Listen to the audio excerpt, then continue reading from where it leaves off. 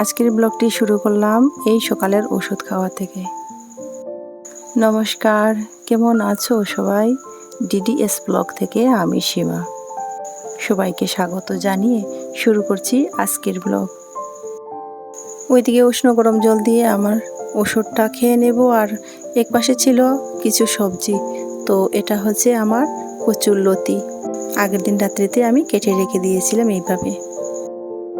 আমি যতই থাইরয়েডের ট্যাবলেট বা গ্যাসের ট্যাবলেট খাই না কেন, ওই আমার একটা অভ্যেস আছে সকালে চা খাওয়ার, আর সেটা যদি না হয় আমার তো কিছুতেই ভালো লাগে না। তাই আমি ওষুধটা খাওয়ার কিছুক্ষণ পর চাটাও বসিয়ে দিলাম। চাটা না খেলে যেমন আমার শরীরে এনার্জি আসে না, মনে হয় শরীরের আলস্য ভাবটা দ্বিগুণ বেড়ে যায়। আর এক কাপ চা খেয়ে নিলে বাস সারাটা দিন যেন আমি পুরোই এনার্জির সাথে কাজ করে নিই। অনেকেই চা খেতে পছন্দ করে না, আর অনেকেই আছে দুধের চা একদমই খায় না এই গ্যাসের সমস্যার জন্যে। আর আমার অভ্যেসটা একদম উল্টো, ওই দুধের চা একটু না খেলে যেমন এনার্জি হয় না, তেমনি কিন্তু গ্যাসে একদম পরিপূর্ণ থাকে, পেট ভালো লাগে না। আর তার সাথে পুরোটা দিন আমার মাথা ব্যথা করে। আবার ঠিক সময় মতো যদি আমি এক কাপ চা খেয়ে নিই, তাহলে আমার আর সারাদিন কোনো সমস্যাই হয় না। যতই গ্যাসের ট্যাবলেট খাই না কেন, ওই চা একটু দেরি হলে মাথার ব্যথা শুরু হয়ে যায়। আগে বড়মশাইকে এক কাপ চা দিয়ে নিই, তারপর আমিও বসে খেয়ে নেব। উনি চায়ের জন্য অপেক্ষা করে আছেন। ওইদিকে চা খাওয়ার পর আমি চলে এসেছি বিছানাঘর গোছাতে। বিছানাঘর গোছানোর পর আমি ঘরটা ঝাড় দিতে গেছি, তখন সাথে সাথে আমার কোমরে এত ব্যথা লেগেছে, তোমরা হয়তো আমাকে দেখে কিছু বুঝতে পারবে। কোমরে বেল্ট লাগানো ছিল, যখনই আমি বসতে চেয়েছিলাম সাথে সাথে আমার কোমরে একটু চোট পেয়েছিলাম। কষ্ট হোক তবুও আমাকে কাজ করতে হবে, বসে থাকলে তো আর চলবে না। এটা ছিল পরের দিনের, আর দুদিনের ভিডিও একটু একটু করে রেখেছি, তাই তোমাদের সাথে শেয়ার করলাম। পরের দিন সকালের একটু জলখাবার বানিয়েছিলাম। তো সকালের ছিল রুটি আর একটু ডাল সবজি। ডাল সবজি বানানোটা শেয়ার করলাম না, কারণ ভিডিওটা অনেকটা লম্বা হয়ে যাবে তাই। আর ভিডিও লম্বা হলে তো কেউ ধৈর্য ধরে দেখবে না। আমার এই ছোট্ট ভিডিও প্লিজ তোমরা কেউ স্কিপ করে দেখো না। আমি একদিন পর পর এই 6-7 মিনিটের ভিডিও ছাড়ি, আর চেষ্টা রাখি 2টোর সময় ভিডিও ছাড়ার। আমার আগের চ্যানেলে তোমাদের এত ভালোবাসা আর আমার এত কষ্ট ছিল, কিন্তু কি করব, আমার অনেক ভুলের কারণে জন্য আমার সেই চ্যানেলটি ছেড়ে নতুন চ্যানেল খুলতে হয়েছে।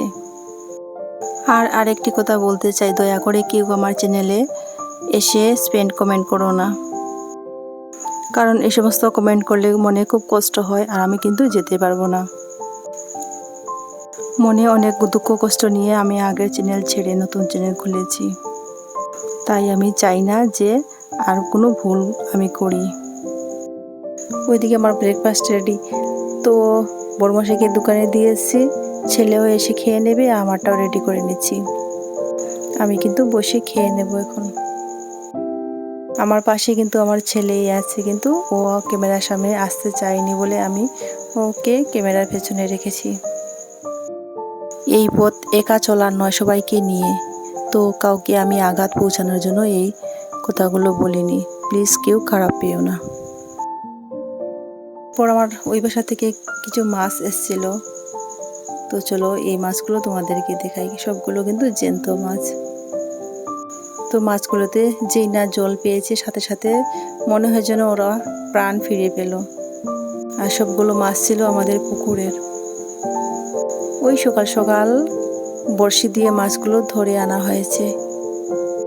যদিও মাছগুলো কেটে নেব, তো ভাবলাম যে অল্প জলের মধ্যে রেখে দিই জ্যান্ত। আমি কাজ করতে করতে যতক্ষণ ওরা জ্যান্ত থাকে ভালো থাকবে। তো কাজ শেষ হওয়ার পর আমি সবগুলো কেটে নেব। জ্যান্ত অবস্থায় মাছগুলো দেখতে কি ভালো লাগছে, তাই না? কিন্তু আর কতক্ষণ ওরা থাকবে জ্যান্ত, এরপর ওই যে সকালের চা খাওয়ার কিছু বাসন, এগুলো আমি মেজে নেব এখন। তারপর হচ্ছে আমার দুপুরবেলার। তো আজ দুপুরবেলা কি রান্না হবে চলো দেখাই তোমাদেরকে। এগুলো হচ্ছে কবুতরের মাংস, আর এর সাথে কিন্তু আমি চালটাও ধুয়ে রেডি করে রেখে দিয়েছি। এই যে, তো রান্না করার আগে আমি সবগুলো রেডি করে দিয়ে রেখে দিয়েছি। আর এইগুলো ছিল ছোট ছোট করে কেটে রাখা কচু, এর সাথে আছে আলু, পেঁপে আর পেঁয়াজ। সবগুলো ডুমো ডুমো করে কেটে রেখে দিয়েছি, কবুতরের মাংস দিয়ে রান্না করব। তবে আমাদের দেবজিৎ কিন্তু এই কবুতরের মাংস খায় না, ওর জন্য একটি ডিম অমলেট করে নেব। ও আবার কবুতরের মাংস কিছুতেই পছন্দ করে না, একটু মুরগির মাংস হলে খুব ভালো করে খায়। তো চলো একবারে রান্নাটাই তোমাদের সাথে শেয়ার করি। এই যে আমার রান্না প্রায় হয়েই গেছে। ওইদিকে মাংস হয়ে গেছে, একটু সবজি করে নিয়েছি ডিম অমলেট, আর এরই সাথে ওই ভাতটাও হয়ে গেছে। বাস এই ছিল আমাদের দুপুরবেলা রান্না করছি। তখন আমার বড়মশাই দোকান থেকে ডাকে বলছে যে তোমার পার্সেল এসছে, এসে নিয়ে যাও। তো এই খবরটি পেয়ে আমি সাথে সাথে বেরিয়ে পড়লাম। তো কি এনেছি মিশো থেকে অর্ডার করে, চলো আজ না হয় অন্য কোনো দিন দেখাবো তোমাদের। আর ওইটা হচ্ছে একদম রাত্রির। ওইদিকে চাল ধুয়ে রেখে দিয়েছি, ওই হচ্ছে একটা সবজি, তারপর হচ্ছে কারকোল আলু, আর সেই সকালবেলা দেখিয়েছিলাম কচুরলতি, আর সাথে ওই মাছগুলো কেটে রেখে দিয়েছিলাম। তো সবগুলো আমার রান্না করতে হবে, যেহেতু আমাদের জয়েন্ট পরিবার, তাই দুবেলা আলাদা আলাদা করে রান্না করতে হয়। আজ এই পর্যন্ত, দেখা হচ্ছে পরবর্তী ভিডিওতে। সবাই সুস্থ থেকো, ভালো থেকো, সাবধান থেকো, টাটা।